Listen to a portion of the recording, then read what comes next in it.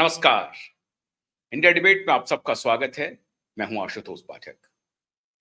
मित्रों, नीतीश कुमार मुख्यमंत्री पद से इस्तीफा दे चुके हैं। बिहार में नए मुख्यमंत्री ने शपथ ले लिया है।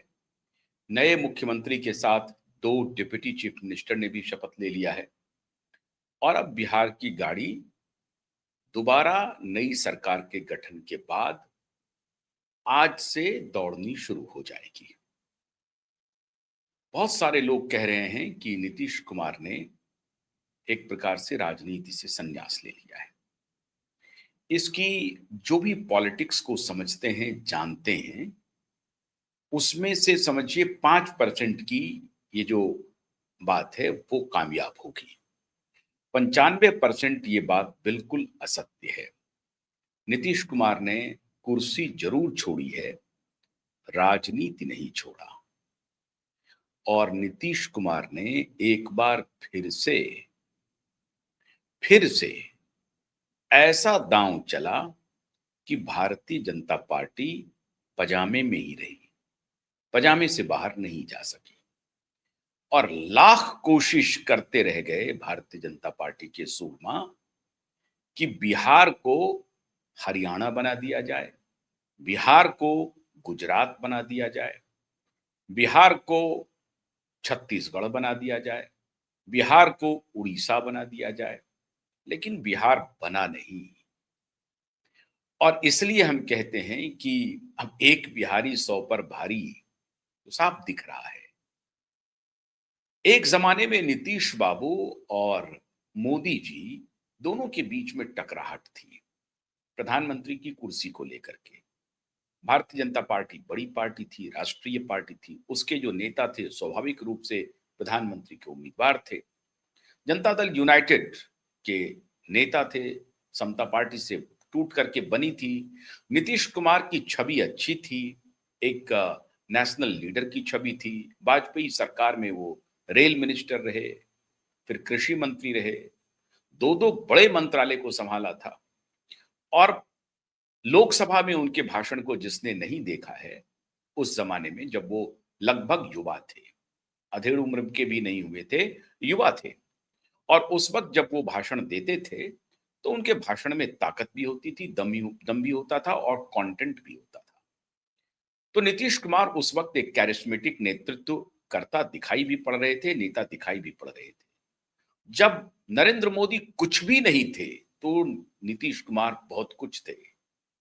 जब नरेंद्र मोदी की कहीं कोई दूर दूर तक कोई हवा नहीं थी, कोई चर्चा नहीं थी, सरकार तो छोड़ दीजिए, कभी कोई चुनाव नहीं लड़ा था, तब नीतीश कुमार बहुत कुछ थे। और यही टीस नीतीश कुमार के मन में हमेशा बनी रही कि इतने बड़े नेता हो करके, बिहार जैसे प्रदेश को नेतृत्व दे करके, बिहार में मुख्यमंत्री बन करके, हालांकि बिहार में जब वो मुख्यमंत्री बने, पहली बार तो बहुत पहले बन गए, लेकिन उसके बाद मोदी जी के बाद ही उनको पहले अच्छा मौका मिला जब 2005-6 में वो मुख्यमंत्री बने। लेकिन मोदी 2001 में ही मुख्यमंत्री बन गए थे और जब मोदी मुख्यमंत्री बने थे तो कोई चुनाव नहीं लड़े थे। मतलब ना तो पंचायत का चुनाव उन्होंने लड़ा था, ना जिला परिषद का चुनाव लड़ा था। एमएलए का और एमपी का तो छोड़ दीजिए, लेकिन नीतीश कुमार सांसद भी थे, एमएलसी भी थे, सब कुछ हो गए थे। नीतीश कुमार मंत्री भी रह चुके थे और वाजपेयी की कैबिनेट में मंत्री थे। अब तक का अगर आप इतिहास देखेंगे तो गैर कांग्रेसी सरकार जो वाजपेयी के नेतृत्व में बनी, 67 को छोड़ दीजिए, आप जो जनता पार्टी की सरकार बनी थी उसको छोड़ दीजिए, तो भारतीय जनता पार्टी की जो 5 साल तक चलने वाली सरकार बनी गैर कांग्रेस की, उसमें वो मंत्री थे। आप इसी से अंदाजा लगा सकते हैं कि नीतीश कुमार का कद क्या है।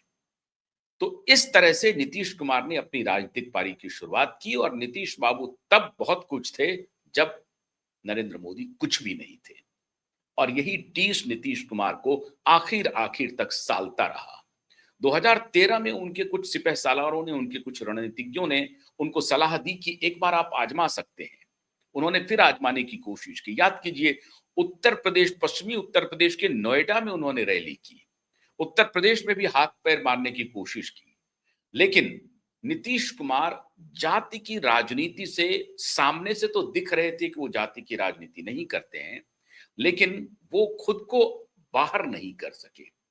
जनता दल यूनाइटेड को राष्ट्रीय पार्टी का दर्जा नहीं दिला सके। हालांकि नॉर्थ ईस्ट में उनके कुछ एमएलएज थे, उत्तर प्रदेश में भी वो हाथ पैर मारते थे, दिल्ली के चुनाव में आजमाते थे खुद को, साउथ में भी वो चले जाते थे, लेकिन राष्ट्रीय पार्टी बना नहीं सके। उसके लिए जो दृष्टि चाहिए थी वो नीतीश कुमार में थी तो, लेकिन संगठन वो बना नहीं पाए। आप ये कह सकते हैं असफल रहे, या जो सामर्थ्य चाहिए राष्ट्रीय पार्टी होने के लिए वो सामर्थ्य नीतीश बाबू में नहीं था, अगर था भी तो कर नहीं पाए। कुल जमा जो हासिल है वो यही है कि नीतीश बाबू उस मामले में असफल रहे। जनता दल यूनाइटेड को अपनी पार्टी को राष्ट्रीय पार्टी नहीं बना सके। तो राष्ट्रीय पार्टी तो ममता बनर्जी भी नहीं बना पाई, राष्ट्रीय पार्टी तो जयललिता भी नहीं बना पाई, राष्ट्रीय पार्टी तो शरद पवार भी नहीं बना पाए, राष्ट्रीय पार्टी लालू यादव भी नहीं बना पाए और मायावती भी नहीं बना पाई। अब ये जो कुनबे की राजनीति करने वाले नेताओं की यही सबसे बड़ी पीड़ा है कि वो राष्ट्रीय पार्टी नहीं बना पाए। किसी भी नेता की ये स्वाभाविक इच्छा होगी कि अगर वो मुख्यमंत्री लंबे समय तक हैं तो उसके बाद प्रधानमंत्री के बारे में वो एस्पायर करें, कम से कम सोचें। इच्छा तो उनकी यही थी, उनकी जिजीविषा भी यही होगी कि वो एक बार प्रधानमंत्री बन जाए। जो कोई भी किसी भी प्रदेश में मुख्यमंत्री बनता है तो उसकी अगला जो पड़ाव होता है, अगली जो सोच होती है वो प्रधानमंत्री तक ही होती है, वो रायसेना तक ही होती है। तो इसमें अगर नीतीश बाबू सोच रहे थे कि हम प्रधानमंत्री बने देश का, तो कोई गलत नहीं सोच रहे थे, ठीक सोच रहे थे। और हर कुछ था नीतीश बाबू में, नीतीश कुमार में प्रधानमंत्री का मटेरियल था। ये कहना कि प्रधानमंत्री का मटेरियल नीतीश कुमार में नहीं था, ये सर्वथा अनुचित होगा नीतीश कुमार के बारे में कहना। वो पढ़े लिखे सौम्य व्यक्तित्व वाले व्यक्ति थे, और आज जब वो इस्तीफा दे रहे थे और इस्तीफे के बाद जो विदाई थी, उसमें तकरीबन तकरीबन हर आदमी की आंखें नम थी। तो ये नीतीश कुमार की कमाई है। अब आप उसमें बहुत सारी कमियां भी तलाश सकते हैं। 20-21 साल तक सत्ता में रहने के बाद बहुत सारी कमजोरी भी परिलक्षित होती है, लेकिन बहुत सारी अच्छाइयां हैं, वो नीतीश कुमार को अलग करता है अन्य नेताओं से। इसमें कोई दो राय नहीं है। नीतीश ने जो बिहार के लिए किया है, उसकी जितनी भी तारीफ की जाए वो कम है। कुछ आलोचनाएं आप कर सकते हैं कुछ फ्रंट पे, लेकिन फिर भी नीतीश कुमार ने एक बहुत बड़े वर्ग को जो हौसला दिया है, जो साहस दिया है, मुख्य धारा में शामिल होने के लिए जो काम किया है, ये अतुलनीय है। कल्पना नहीं कर सकते हैं कि बिहार की सड़कों पर जंगल राज के बाद लड़कियां साइकिल से चले, और चली लड़कियां साइकिल से चली, साइकिल से स्कूल गई। आज आप बिहार पुलिस में अगर आप देखेंगे तो महिलाओं की जो भर्ती है, मैं कुछ ही दिन पहले पटना से आया था और 11-12 बजे रात में एक पुलिस इंस्पेक्टर, महिला पुलिस इंस्पेक्टर को मोटरसाइकिल पे जाते देखा। वो पेट्रोलिंग में थी और घर लौट रही थी, भगवान जाने। लेकिन 11 बजे रात में सूनी सड़क पर एक महिला पुलिस इंस्पेक्टर को देख करके मैं अचरज में पड़ गया कि यही पटना है जहां महिला पुलिस इंस्पेक्टर मोटरसाइकिल राइड कर रही है। ये नीतीश कुमार की उपलब्धि है। ऐसा मैंने दिल्ली में भी नहीं देखा, ऐसा मैंने मुंबई में भी नहीं देखा, लेकिन पटना में देखा। ये बहुत बड़ी उपलब्धि है नीतीश कुमार की। पंचायती राज में आरक्षण हो और तमाम बातें, आप ये इसे बताने की जरूरत नहीं है। लेकिन मुख्य बात जो मैं आज आपसे चर्चा करना चाहता हूं, जिसे आप भी कहेंगे कि हाँ ये बात सही है, तो नीतीश कुमार और मोदी के बीच में जो टकराहट रही वो यही रही। एक जमाना था जब किसी ने कह दिया कि बिहार का डीएनए ठीक नहीं है, और मुंह की खानी पड़ी थी नरेंद्र बाबू को, और फिर नरेंद्र बाबू को मुंह की खानी पड़ी नीतीश बाबू से। ये बात सही है कि आज Bharatiya Janata party thumping majority के साथ मोदी जी के नेतृत्व में तीसरी बार सरकार बनाई। हालांकि 303 से 240 का भी सफर उन्होंने तय कर लिया है, और एंटी इनकम्बेंसी है अब मोदी जी के भी खिलाफ। गुस्सा है, रोष है। ये कह देना कि नहीं मोदी जी तो एकदम पॉपुलर हैं, पॉपुलर हैं, पॉपुलर हैं, ये कहना ठीक नहीं है। जो मीडिया दिखाती है उस पर मत जाइए। पॉपुलैरिटी ग्राफ में बाकी नेताओं के, अब डोनाल्ड ट्रंप से मोदी जी की तुलना करेंगे तो मोदी जी तो फार फार अहेड होंगे। मैक्रों से करेंगे या कीर स्टारमर से करेंगे, वो सभी कांतिहीन नेता हैं। तो राष्ट्रीय स्तर पर, अंतर्राष्ट्रीय स्तर पर अगर आप देखेंगे तो उसमें मोदी जी की रेटिंग तो बहुत आगे बढ़ेगी। लेकिन पुतिन और शी जिनपिंग के सामने खड़े करेंगे तो फिर आपको लगेगा कि हाँ, उधर दोनों नेता वो भी बड़े नेता हैं। लेकिन 140 करोड़ आबादी को रिप्रेजेंट करने वाला नेता स्वाभाविक रूप से बड़ा नेता हो जाता है। उसका ऑरा ही अलग हो जाता है। उस लिहाज से नरेंद्र मोदी एक कैरिस्मेटिक नेता हैं अंतर्राष्ट्रीय स्तर पर। लेकिन पार्टी जरूर छोटी है, लेकिन राजनीतिक यात्रा बड़ी लंबी है नीतीश कुमार की। और एक बार फिर से नीतीश कुमार ने साबित कर दिया, उन्होंने कुर्सी छोड़ी है और उच्च सदन आए हैं। वो निम्न सदन नहीं आए हैं, वो उच्च सदन आए हैं। और उच्च सदन में हो सकता है अगर नीतीश जी का स्वास्थ्य ठीक रहे तो नीतीश जी का कुछ और रूप देखने को मिले, पूरे राष्ट्र को देखने को मिल सकता है, पूरे देश को देखने को मिल सकता है। और अगर उनका स्वास्थ्य ठीक हुआ तो कुछ बड़ी जिम्मेदारी भी संभाल सकते हैं। नोबडी नोज, आप ठीक हो सकते हैं। तो अगर उनका स्वास्थ्य ठीक हो गया तो कल को कोई बड़ी जिम्मेदारी भी संभाल सकते हैं। लेकिन नीतीश कुमार ने कुर्सी छोड़ करके जिस आसानी से स्मूथ ट्रांजिशन किया है और जिस तरह से उन्होंने लवकुश कॉम्बिनेशन को सामने रखते हुए अपना खड़ाव सम्राट चौधरी के हवाले कर दिया, ये मास्टर स्ट्रोक नीतीश कुमार का ही है। अभी तक लोग चर्चा कर रहे थे कि नीतीश बाबू भी अंततः परिवारवादी हो गए, कह रहे थे। और बहुत सारे लोग कहते हैं कि आखिरी समाजवाद की कड़ी है नीतीश कुमार। अगर लोहियावादी समाजवाद की असली तस्वीर आपको देखनी हो तो जनेश्वर मिश्रा में देख सकते थे। बाकी तो लोहिया के जितने डिसाइपल हुए उसके बारे में कुछ कहना ही नहीं है। वो तो परिवारवादी ही निकले। और इसीलिए लोहिया के ऊपर भी अब लोग संदेह करते हैं, क्योंकि man is known by his company. उन्होंने किस कंपनी को पल्लवित किया, पुष्पित किया। तो लोहिया के डिसाइपल अगर मुलायम सिंह हुए या लालू जी हुए या और नेता हुए जो स्वयं भू स्व केंद्रित 38 परिवार के सदस्य समाजवादी पार्टी के नेता हैं। 38 सदस्य वो एक ही परिवार के। लालू जी के बारे में कहना ही क्या, बाकी लोगों के भी बारे में क्या कहना। आखिरकार मायावती को देख लीजिए, अपने भतीजे को ही आगे बढ़ा रही है। काशीराम ने मायावती को चुना, काशीराम ने शादी नहीं की, कुंवारे रहे काशीराम, लेकिन मायावती को चुना। लेकिन मायावती अपने परिवार से बाहर नहीं देख पा रही है। तो ये तो स्थिति है तथा कथित सर्वजन हिताय और सर्वजन सुखाय वाली पार्टी की, बहुजन समाज पार्टी का ये हालत है। ऐसी परिस्थिति में नीतीश कुमार ने एक बार फिर से सबको चौंका दिया। कल तक लोग स्वीकार कर लिए थे, जेडीयू के नेता जो बहुत ही अपना स्वार्थ देखते हैं, अपने स्वार्थ के अलावा भी वो देख लेते हैं कुछ कुछ नेता, लेकिन अधिक स्वार्थी हो जाते हैं। तो उनको लगता है शुद्ध पॉलिटिकल कॉम्बिनेशन के हिसाब से कि नहीं नहीं, नीतीश कुमार के बेटा अगर निशांत रहेंगे तभी पार्टी बचेगी, इसमें कोई शक नहीं है, ये बात सच है। लेकिन बाकी नेताओं में वो हैसियत नहीं है कि वो जनता के बीच जाएं, संघर्ष करें, समझाएं कि ये परिवार की पार्टी नहीं है। और इसीलिए जनता दल यूनाइटेड राष्ट्रीय पार्टी नहीं हो सकी, क्योंकि जनता दल यूनाइटेड के नेतृत्व में वो दम नहीं है, वो ताकत नहीं है कि वो राष्ट्रीय विमर्श स्थापित कर सके, वो राष्ट्रीय विमर्श को फ्लैग कर सके। बस वहीं घूमते रहेंगे, बिहार में घूमते रहेंगे। और इसीलिए बिहार में अपने कुनबे को बचाने के लिए, अपनी एक विधायकी बचाने के लिए, अपना एक मेंबर ऑफ पार्लियामेंट का सीट बचाने के लिए किसी को ले आइए, जैसे तैसे उस वोट पर कब्जा कीजिए। 19%, 21% जो भी वोट बनाया है नीतीश बाबू ने, उस वोट को किसी तरीके से बरकरार करके रखो, बचा करके रखो।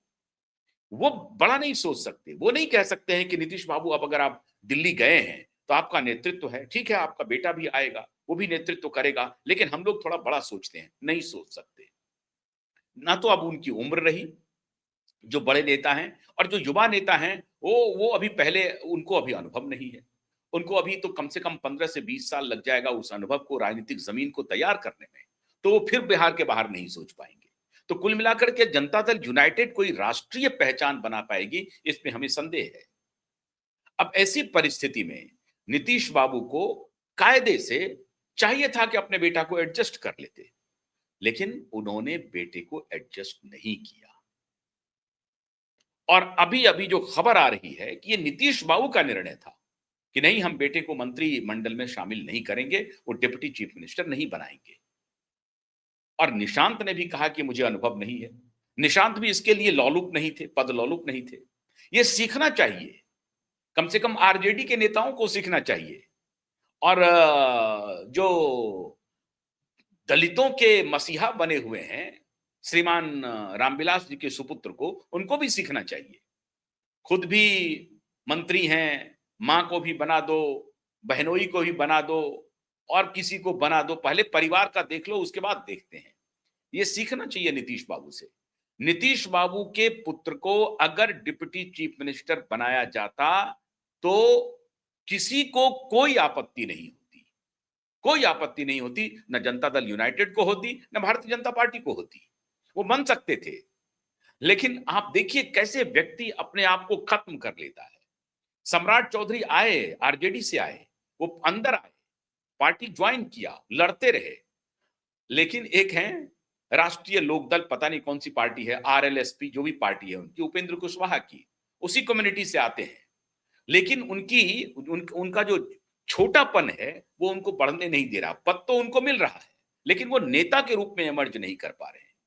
खुद राज्यसभा पहुंच गए, बेटा को मंत्री बना लिया, पत्नी को एमएलए बना दिया, पार्टी में बगावत हो गई।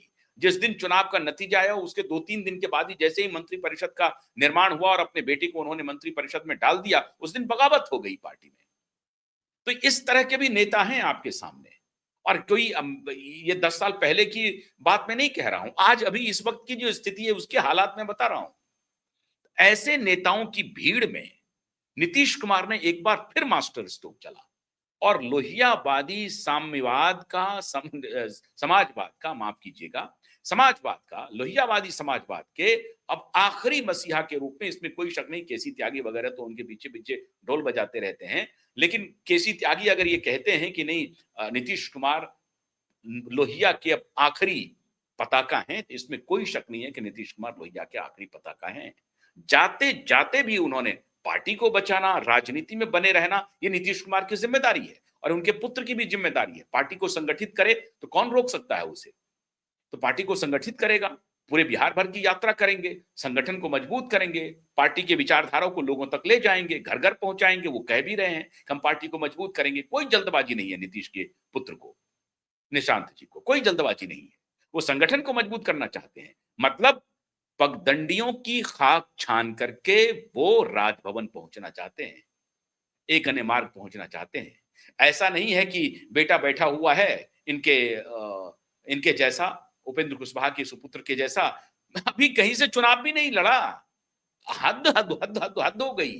तभी मैं कहता हूं कि स्वार्थ की राजनीति की सीमा देखिए। अभी हमारे बहुत सारे मित्र हैं राजनीति में, मैं उनको बोलते रहता हूं कि स्वार्थ की राजनीति से आप आगे नहीं बढ़ सकते हैं। राजनीति में अगर आपको आगे बढ़ना है, नेतृत्व करना है, अगर आप समाज के नेता बनना चाहते हैं, लीडर ऑफ सोसाइटी बनना चाहते हैं, लीडर ऑफ स्टेट बनना चाहते हैं, लीडर ऑफ नेशन बनना चाहते हैं, तो you should have some vision. अगर विजन ही नहीं है, दर्शन ही नहीं है, तो फिर आपको पद तो मिल जाएगा, और पद कितने दिन रहेगा कहना मुश्किल है। तो उपेंद्र कुशवाहा के सुपुत्र किसी सदन के सदस्य नहीं है, न विधान परिषद के, न विधानसभा के, कोई चुनाव नहीं लड़ा है। वो कल तक मैनेज कर रहे थे अपने पार्टी के इलेक्शन को, लेकिन मंत्री बन गए। निशांत कुमार ने कहा कि मैं मंत्री नहीं बनूंगा, मैं डिप्टी सीएम भी नहीं बनूंगा। निशांत कुमार ने कहा कि हम बिहार की पगडंडियों की खाक छानेंगे, हम सड़क सड़क जाएंगे, गली गली जाएंगे, घर घर जाएंगे और अपने पापा की बात को आगे बढ़ाएंगे। मतलब जनता दल यूनाइटेड को मजबूत करेंगे। और इस लिहाज से बाकी सारे नेता बौने हैं निशांत के सामने। उनमें वो हिमाकत नहीं है, उनमें वो ताकत नहीं है कि वो कहें कि नहीं, हम जनता दल यूनाइटेड को न सिर्फ बिहार की राजनीति में आगे बढ़ाएंगे, राष्ट्रीय स्तर पर जनता दल यूनाइटेड की पहचान कराएंगे। ये ताकत नहीं है, उनकी मजबूरी है, उनका पैर पकड़ के चलते रहे। उनके पास नया कुछ भी नहीं है देने के लिए। या आप ये कह सकते हैं कि नीतीश कुमार ने और लालू यादव ने समाज को इस स्तर पर लाके रख दिया है जहां कोई प्रयोग कामयाब हो ही नहीं सकता। एक प्रयोग करने के लिए गए थे प्रशांत किशोर साहब, फेल हो गए। लेकिन प्रशांत किशोर के फेल होने की बहुत सारे कारण हैं, उस पर कभी और चर्चा करेंगे। लेकिन बाकी नेताओं का यह कहना है कि जो परिस्थिति बनी हुई है, जिस जातिगत इक्वेशन में बिहार का समाज डिवाइडेड है, वहां प्रयोग नहीं हो सकता, वहां मुश्किल है प्रयोग को करना। ऐसी परिस्थिति में जनता दल यूनाइटेड का सिलेक्शन देखिए, 2 डिप्टी चीफ मिनिस्टर जो उन्होंने चयन किया है, दोनों ऑलमोस्ट मृदुभाषी हैं और लोगों से मिलते-जुलते हैं। उनका जो राजनीतिक आचरण है, वो अन्य नेताओं से अलग है, बहुत गंभीर हैं। विजेंद्र यादव नॉर्थ बिहार से आते हैं, बिजली मंत्री पहले थे, काफ़ी काम किया उन्होंने, हालाँकि कुछ आरोप भी लगे, करप्शन-वरप्शन के तो लगते ही रहते हैं, लेकिन वो बाबुओं के ऊपर लगे हैं, उनके ऊपर तो इस तरह से नहीं लगे हैं। और विजय चौधरी, साये की तरह साथ चलते हैं नीतीश बाबू के, बहुत कम बोलते हैं, जितना पूछा जाता है उतने का जवाब देते हैं, निरर्थक कोई बात नहीं करते हैं। 2 अनुभवी नेताओं को सामने लाया नीतीश कुमार ने। न सिर्फ इतना किया कि बेटे को मंत्रिपरिषद में शामिल नहीं कराया, बल्कि जो डिप्टी चीफ मिनिस्टर का इन्होंने चेहरा दिया है, वो भारतीय जनता पार्टी के चेहरे से तो माइल्स अहेड है। अब उसमें एक चेहरा मुख्यमंत्री बन गया है, वो अलग विषय है। मुख्यमंत्री बनते ही आपका ऑरा बदल जाता है, आपकी ब्रांडिंग अलग हो जाती है, आपकी कमियां छिप जाती हैं। ठीक है, वो संघर्ष करके आए हैं, शक्नी चौधरी के पुत्र हैं। अब वो खुद ही कहते हैं कि अगर 22 लोगों को लालू यादव जेल में नहीं भेजे होते, तो मैं राजनीति में नहीं आता। चूंकि लालू यादव से बदला लेना था, इसलिए मैं राजनीति में आया। और चूंकि लालू यादव से ही नीतीश बाबू को और बीजेपी को भी बदला लेना था, इसीलिए उनके सामने सम्राट जैसा कोई चेहरा चाहिए, जो फ्रंट से लड़ाई कर सके। तो उसके लिए सरदार बन गए सम्राट चौधरी और असल सम्राट के रूप में आए। लेकिन बाकी अभी जैसे विजय सिन्हा अच्छा काम कर रहे थे, बहुत अच्छा काम कर रहे थे और कल उनके चेहरे से दिखाई पड़ रहा था, भले ही आगे से वो कुछ भी बोल रहे हों विजय बाबू, लेकिन वो दुखी तो थे। क्यों? क्योंकि उनका डिप्टी चीफ मिनिस्टर का भी पद गया।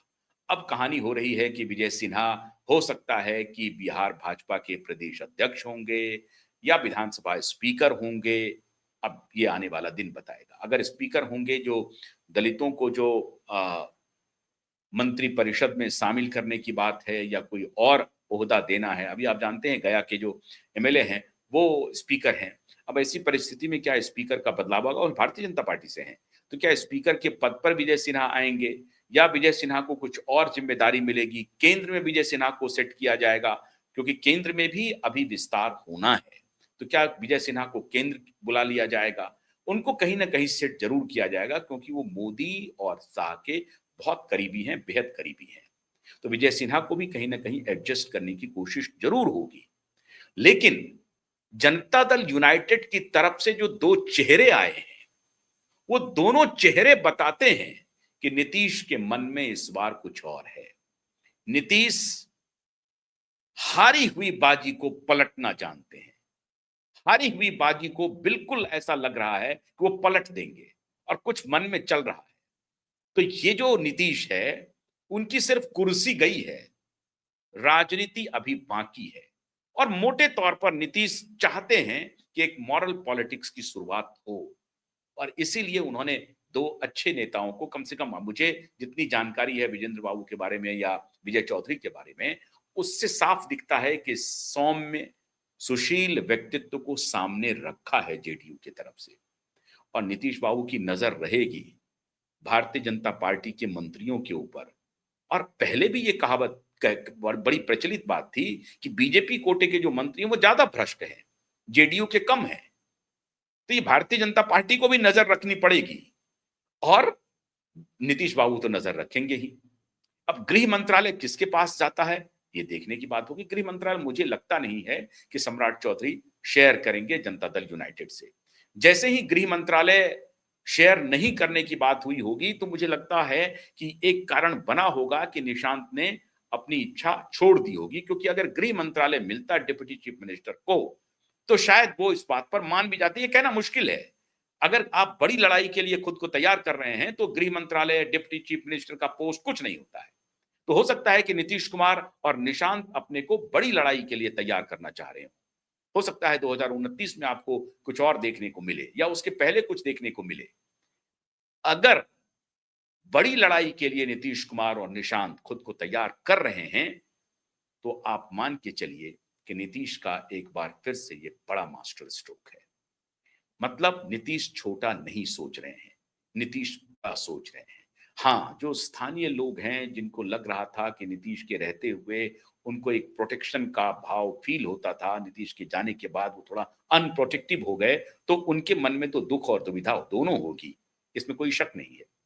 लेकिन नीतीश का दबदबा सम्राट पर भी रहेगा।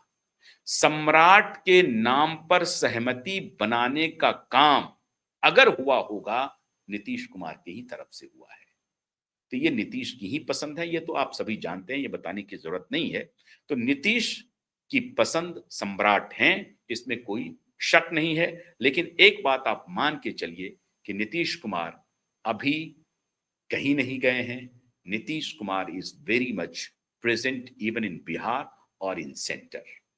You may see in future some progress in JDU or some political master stroke still waiting. So wait for that. Thank you very much. बहुत बहुत शुक्रिया। नमस्कार।